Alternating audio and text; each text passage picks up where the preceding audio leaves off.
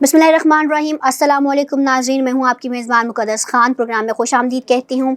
आज हम बात करेंगे अपने प्रोग्राम में, जैसे कि आप जानते हैं, 9 मई को इमरान खान की गिरफ़्तारी पर, और इसके साथ साथ हम प्रोग्राम में बात करेंगे आज PDM के एहतजाज पर। इस पर बात करने के लिए मेरे साथ स्टूडियो में मौजूद हैं सीनियर तज़कियाकार आगा साजिद। अस्सलाम वालेकुम सर। वालेकुम अस्सलाम। सर कैसे हैं आप? जी अल्हम्दुलिल्लाह। सर बहुत बहुत शुक्रिया, आपने प्रोग्राम में हमें टाइम दिया। सबसे पहले सर मैं आपसे सवाल ये करूंगी कि जैसे 9 मई को इमरान खान की गिरफ्तारी हुई, सबसे पहले तो हम इस पे बात करेंगे कि क्या इस तरह से आप किसी साबका वज़ीर आज़म को गिरफ्तार कर सकते हैं? बिस्मिल्लाहिर्रहमानिर्रहीम। जी मुक़द्दस, बिल्कुल बड़ा इंपॉर्टेंट सवाल है। सवाल से ऐसा ही है, गिरफ़्तार तो कर सकती हैं। सवाल ये है कि इस तरह से कर सकती हैं। तो देखिए, हमने तो यहाँ पर तारीख़ में देखा कि हमारी तरबियत की ज़रूरत है। मैं अक्सर कहा करता हूँ, हमने तो यहाँ तारीख़ में देखा कि 2007 में साबिक़ चीफ़ जस्टिस, बल्कि सिटिंग चीफ़ जस्टिस को बालों से पकड़ के भी गिरफ़्तार किया गया। तो ये हमारी रिवायात हैं जो तब्दील होनी चाहिए। अखलाकियात अपनी जगह पर हैं। जो स्टेटस, जो उस टाइम सिचुएशन थी, चूँकि इस्लामाबाद हाई कोर्ट के अहाता के अंदर मौजूद थे, तो इमरान खान साहब ने कहीं भाग कर नहीं चले जाना था कि उनको आपने मारना ज़रूरी है। जो भी खबरें हम सुनते हैं कि रॉड से उनको मारा भी गया, उनको धक्का भी दिया गया, उनको उठा के ले जाने की कोशिश की, व्हाटएवर। आपने देखा होगा फुटेजेस में कि आपने हाई कोर्ट की बिल्डिंग्स को तोड़ा है और उसके बाद जाके आपने अंदर उनको गिरफ्तार किया है। नहीं, वो एक थोड़ा डिफरेंट चीज़ है कि ठीक है, इस्लामाबाद हाई कोर्ट ने भी इसको बड़ा सख्त गम गुस्से का इसमें इजहार किया है कि ऐसा नहीं होना चाहिए था, और जितने भी हमारे स्टेक होल्डर्स हैं या थिंक टैंक्स हैं वो चीज़ को कभी भी सेकंड नहीं कर रहे। ऐसा नहीं होना चाहिए था। हुकूमत शायद पर्सनल हो रही है उनकी गिरफ्तारी के हवाले से। गिरफ्तारी होनी चाहिए, मुकदमात है तो उनको फेस करना चाहिए, और ऑलरेडी फेस कर भी रही हैं। मैं आपसे एक और बात ऐसा करूंगी वाकई कि नहीं होना चाहिए। अभी समाज शुरू भी नहीं हुई थी, ठीक है, तो समाज से पहले कैसे आपको पता कि उसको गिरफ्तार करना है? देखिए, समात किसी और मुकदमे की थी और जो गिरफ्तारी हुई है वो किसी और मुकदमे में हुई है। तो ये दो अलग अलग चीज़ें हैं। अब इसमें जो कन्फ्यूजन है, बात करने वाली थी कि दो अलग अलग सिचुएशंस हैं जिस पर उनको गिरफ्तार किया गया। जी किया गया। अब इसकी हद तक जो वारंट्स थे वो ऑलरेडी इशू हो चुके थे। नैब का प्रोसेस है कि पहले हम नोटिस करके उनको बुलवाएंगे, अगर उसका रिस्पॉन्ड नहीं करते या उसको अच्छे तरीके से जस्टिफाई नहीं कर सकते तो फिर वारंट्स का प्रोसीजर होता था। वो सारा प्रोसीजर हो चुका था। रह गया उसी दिन क्यों? तो ये तो किसी भी दिन होता तो सवाल फिर भी था कि उसी दिन क्यों। नहीं, ये तो कभी भी हो सकता था। देखिए, अब इसमें हुआ ये, मैं उसी चीज़ को करता, इसमें हुआ ये, चूँकि VVIP पर्सनैलिटी है। अब इसमें पहले भी हुकूमत की जानिब से कई दफ़ा गिरफ्तार करने की कोशिश की गई। हमने देखा कि ज़मान पार्क के अंदर पुलिस ने सर तोड़ की कोशिश लगाई, और अफसोस के साथ, जहाँ पर मैं कभी भी PTI को इसमें सपोर्ट नहीं करूँगा इस हवाले से कि अगर इमरान खान साहब को उस दिन गिरफ्तार नहीं किया गया तो ये पाकिस्तान की गवर्नमेंट की नाअहली कहें कि पाकिस्तान यानी रियासत अपने रिट कायम नहीं कर सकी। ये बड़ी ख़तरनाक सिचुएशन, ये किसी भी गवर्नमेंट के लिए है। सो वो एक गलत चीज़ थी। तो ऐसी सिचुएशन में हमने देखा कि वहाँ पर चंद लोगों का, चंद हज़ार लोगों का जत्था मौजूद था जिन्होंने रिट कायम होने नहीं दिया। फिर उसके बाद रास्ते में अगर कहीं गिरफ्तार करें तो वहाँ पर भी एक सिचुएशन, ख़तरनाक सिचुएशन क्रिएट हो सकती थी। तो इस वजह से गवर्नमेंट की स्ट्रेटजी थी। मैं समझता हूँ, इसको मैं सेकंड नहीं करूँगा, लेकिन इसमें कोर्ट्स की भी अपनी अपनी आरा है इस हवाले से। तो वो इस हवाले से इनकी ये प्लानिंग थी कि ठीक है जी, ये किसी और मुकदमे में अरेस्ट होने के लिए अपनी बेल करवा रहे हैं, वहाँ पर अगर जाएंगे कोर्ट में पेश होने के लिए तो इनको वहाँ से अरेस्ट कर लिया जाएगा, तो इनकी एक्सेस ईजी होगी। जो व्हाट आई थिंक कि अगर हुकूमत की जो थिंकिंग थी वो क्यों उसी दिन किया गया, तो I think that was the reason कि उनको एक्सेस आसान होगी, उनको गिरफ्तार करना आसान होगा। अगर हम बात करें तो गवर्नमेंट है एक तरफ, और एक तरफ आपके पास एक पार्टी का चेयरमैन है, साबका वज़ीर आज़म बाद में, लेकिन एक पार्टी का चेयरमैन है। गवर्नमेंट के पास क्यों किसी एक चीज़ को लेकर आप कह दें कि उसी, मतलब एक बात होती है ना कि आप इस चीज़ को, इसको बिहाफ करके कि यार ये बात है तो हम इसको पकड़ लेते हैं, आपके पास इतना क्यों नहीं है पावर कि आप उसको जाके पकड़ सकते हैं? आपको किसी चीज़ का सहारा क्यों लेना है? देखिए, बात ये है कि समझदार लोग जो होते हैं वो ख़तरे को पहले से भांप लेते हैं।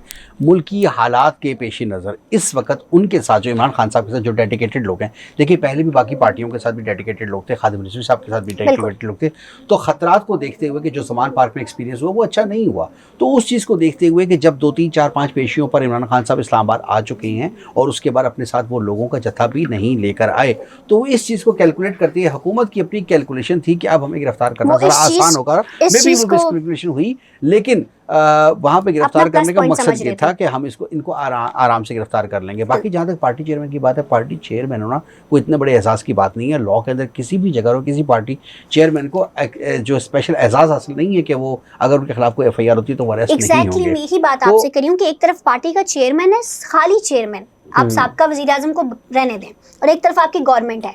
सो क्यों एक गवर्नमेंट को आप एक चीज का सहारा लेना पड़ा है? आपकी बात बिल्कुल अपनी जगह दुरुस्त है कि आप कैलकुलेशन के साथ कोशिश की जा रही थी कि हालात मजीद खराब ना हो, लेकिन वो चूंकि हालात खराब हुए और जैसे बार बार पीटीआई की मुख्तलिफ रहनुमाओं की जानिब से कहा जाता रहा कि हमने कभी भी पुरअमन एहतजाज के खिलाफ जाने को नहीं कहा, हमने कहा एहतजाज जरूर करें लेकिन सर्कल में करें। लेकिन जिस तरीके से इमरान खान साहब की वो विजुअल भी सामने आया जिसमें उन्होंने कहा कि अगर मैं गिरफ्तार हो जाऊँ तो आप जिस तरह मर्जी एहतजाज करें, लोग बाहर निकलें, तो कुछ लोगों ने उसका गलत मतलब लिया। और मैं समझता हूँ कि बहुत सारी आरा सामने आ रही हैं, कोई कहता है कि नून लीग के लोगों ने खुद करवाया, कुछ कहते हैं किसी और ने करवाया, वटेवर। लेकिन मैं ये समझता हूँ कि जो भी हुआ वो गलत हुआ, जो भी हुआ बिल्कुल जो भी हुआ गलत हुआ, उसको नहीं होना चाहिए था। एहतजाज का ट्रेंड ही चेंज होकर रह गया है। जो ख़तरनाक सूरत हाल है वो इस वक्त ये है कि आज अगर ये एक ट्रेंड इंट्रोड्यूस कराया गया है, ट्रेंड सेट किया गया पीटीआई की जानिब से या पीटीआई के कुछ फॉलोअर्स की जानिब से, तो कल आप ये देख लें कि जो बाकी उनके सामने मद्दे मुकाबिल पुराने खिलाड़ी हैं जिसमें नून लीग वकी पीडीएम शामिल है, तो वो सोचे वो किस तरह का रिएक्शन देंगे। और इसी वजह से आज आप देख रही हैं कि जो मौलाना फजलुर रहमान साहब के जो रजाकार हैं वो किस तरह से रिएक्ट कर रहे हैं। तो ये खतरनाक सिचुएशन है, डेली ट्रेंड सेट होते जा रहा है। बिल्कुल, पीडीएम के ऊपर भी आपसे बात थी। देखिए मैं जहाँ पे आपसे एक और सवाल रखूँ तो सर किसी ना किसी के खिलाफ तो कभी ना कभी फैसला आना ही है, चाहे वो पीडीएम हो, चाहे वो पीटीआई हो, कोई भी ऐसी जमात हो। तो मतलब अब आप ऐसा तो नहीं कह सकते कि दोनों पार्टीज के हक में बात आई, फैसला तो है कि तो अब आपने बिल्कुल कहा कि जो हम एहतजाज का ट्रेंड सेट करें और इतना ख़तरनाक है कि अब जिस पे आपका मुल्क बिल्कुल आपने ख़त्म करके रख दिया है, तो क्या ये आपकी नज़र में ठीक बात है कि यार आपको सुप्रीम कोर्ट हो, हाई कोर्ट हो, इसके फैसलों को रद्द करके आप इस तरह से? देखिए ये तो बिल्कुल मैंने बताया ना कि फिर ये भी कहूँगा कि पॉलिटिकल पार्टीज़ जो होती हैं समटाइम्स इन जत्थों को, इन लोगों को अपने मकासद के लिए इस्तेमाल करती हैं, जो बाद में इन्हीं के खिलाफ चीज़ें चली जाती हैं। आज सुप्रीम कोर्ट ने, हाई कोर्ट ने अगर डिसीजन दिया है एक हवाले से, अगर वो किसी को पसंद नहीं आया तो इट डजेंट मीन कि आप उसको खिलाफ जाएं। तो हमने ये देखा कि इस्लामाबाद हाई कोर्ट में जब फैसला कानूनी करार दिया गया इमरान खान की अरेस्टमेंट को, तो उस वक्त पीटीआई के जो कारकुनान थे उन्होंने चलाओ घेराव किया और सो। लेकिन आज जब हम देखते हैं सुप्रीम कोर्ट में फैसला वही इमरान खान के खिलाफ आया तो मिठाइयाँ उन्होंने खाई, जबकि मुखालिफिन जो हैं वो उन्हीं का जो रिएक्शन था यानी पीटीआई के कारकुनान का, उसका जवाब देते हुए आज फिर एहतजाज की तरफ आई हैं और पुरतशद्दुद एहतजाज फिलहाल तक नजर आ रहा है, खुदा ना खास्ता। तो ये कोई अच्छा ट्रेंड नहीं है।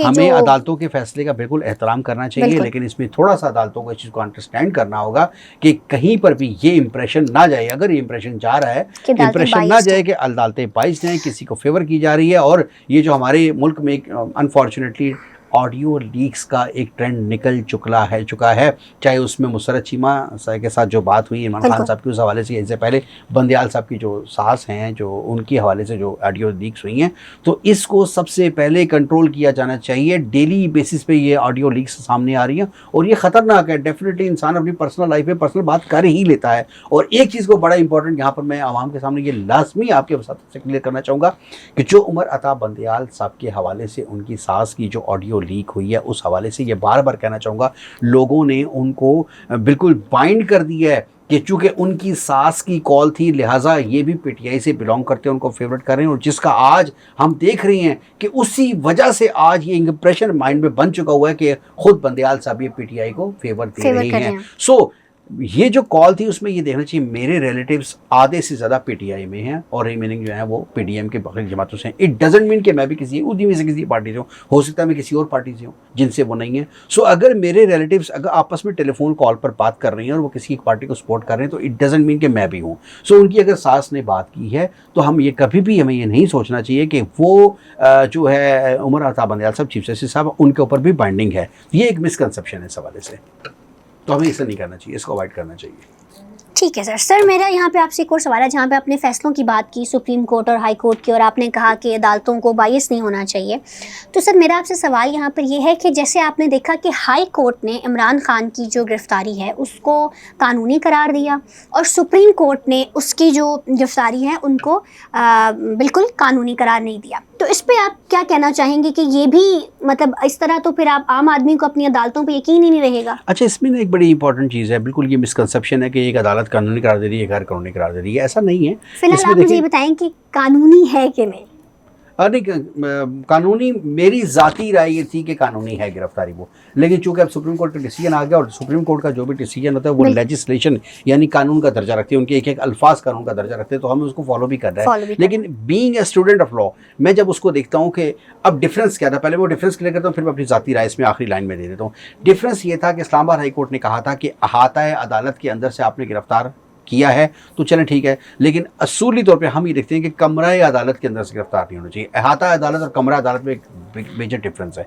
सो वो कर सकते हैं, तो यहाँ तक तो सुप्रीम कोर्ट हाई कोर्ट ने कहा था कि ऐसा नहीं करना चाहिए। नॉर्मल भी किसी एक बंदे को अगर आप गिरफ्तार करें तो वो कमरे से ही गिरफ्तार होता है। नहीं, कमरा अदालत के अंदर से अगर किसी की इंटरम बेल्स डिसमिस होती हैं तो वो कमरा अदालत से गिरफ्तार करने का कोर्ट खुद हुक्म देती है। लेकिन अगर कोई सरेंडर कर चुका है तो कमरा अदालत के अंदर वो खड़ा हुआ अपनी बेल करवा रहा है तो उसको गिरफ्तार आप नहीं कर सकते technically, because he has surrendered. But हमने ये देखा कि हमने बहुत सारे केसेस में देखा कि यहाँ जुडिशियल कम्प्लेक्स के अंदर से जब कोर्ट रूम के अंदर तक मुलजम नहीं पहुंचता और इंटरम बेल उसकी अभी ग्रांट नहीं होती तो जुडिशियल कम्प्लेक्स के अंदर से गिरफ्तार किया जाता और वो कानूनी होती है। लेकिन अब सुप्रीम कोर्ट ने एक नया ट्रेंड सेट कर दिया कि आज के बाद अहाता अदालत के अंदर से भी गिरफ्तारी नहीं होनी चाहिए, क्योंकि अहाता अदालत में अगर कोई शख्स पहुंच गया है तो उसकी जो इंटेंशन ये है कि उसने अपने आप को सरेंडर कर दिया। तो हमने ये देखा कि इसके पीछे लॉजिक जो लेजिस्लेचर की है वो ये है कि अगर किसी ने 302 भी कर दिया है उसको भी अगर वो सरेंडर करके कोर्ट में है तो जस्टिफाइड करने की इजाजत दी जाए। अगर वो जस्टिफाई कर सकता है तो डेफिनेटली उसको बेल ग्रांट कर दी जाएगी, अगर नहीं करता तो वहीं से वो अरेस्टमेंट हो जाएगी। तो कोर्ट ने ये देखा चूंकि इमरान खान साहब अहाता अदालत में आ चुके थे, सरेंडर कर चुके थे, उनकी इंटेंशन ये थी एक केस के अंदर ऑल दो ही थी, दूसरे केस में नहीं थी। हालांकि हुकूमत अपने उस केस के हवाले से हक बजा नहीं है कि हम दूसरे केस में अरेस्ट करने आए, इसमें नहीं अरेस्ट करने आए। लेकिन मुनासिब ये था कि हुकूमत को चाहिए था कि जो बाउंड्री वाल है हाई कोर्ट की उसके बाहर से कहीं से अरेस्ट कर लेते, यहाँ से अरेस्ट ना करते तो उनके लिए जस्टिफाइड भी हो जाता। लेकिन ये आज सुप्रीम कोर्ट के इस फैसले के बाद ये ट्रेंड सेट हो गया। आइंदा हुकूमत की इदारे और दीगर इदारे भी जो हैं इस हवाले से एहतियात से काम लेंगे और हाई कोर्ट के प्रेमिसेस के अंदर आइंदा ये डेफिनेटली ऐसा नहीं होगा।